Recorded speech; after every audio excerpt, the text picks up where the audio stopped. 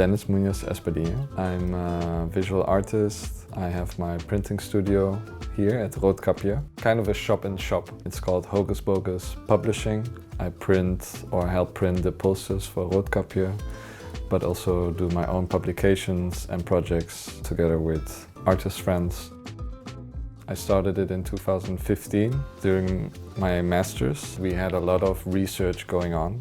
For one project specifically, we bought an old Xerox machine, like a huge copying machine. And then afterwards we still had the machine. So then I kind of decided as a joke, I'm gonna start a publishing house. It was just a means to get out the material and get it into your hands, because like in a tactile sense, also being able to distribute it. And just by calling it a publishing house, you kind of enter a world of publishers. But what does a publisher do? At the beginning it was very vague and I kind of enjoyed it, and also the name in itself. Hocus Bogus was kind of a little wink to that. Things that are not real becoming real. The Riso, the technique is developed by the Riso company in Japan, and you could see it as a kind of a digital stencil duplication machine. It's kind of this weird mix of a silkscreen technique and a photocopying machine.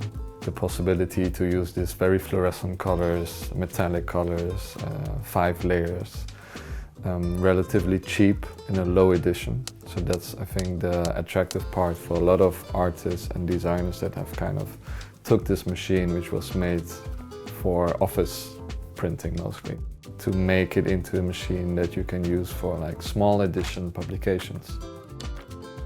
Let's see, 2021. I kind of invested in the machine and I bought it secondhand, and I bought some other machines, and then little by little I had like a little printing studio at home in my living room.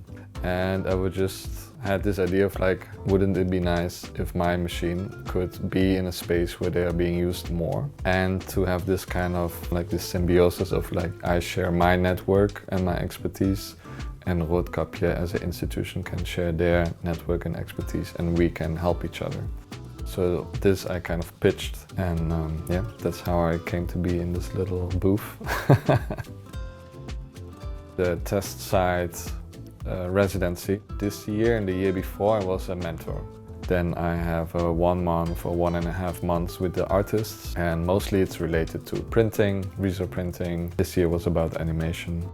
The interest for me always came also in connection with the performability of printed matter. So it's not only like, okay, you can make a poster, you can make a book, but how can you use the printing in itself as a kind of performance, a performative piece, or intervention into space.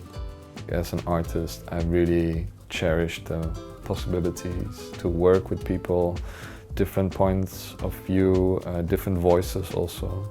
And I think printmaking is very powerful because everyone can have a voice. There's a way to almost uncensor yourself by making something that's printed matter, and it can be distributed. And I think there's a very big beauty in that, actually.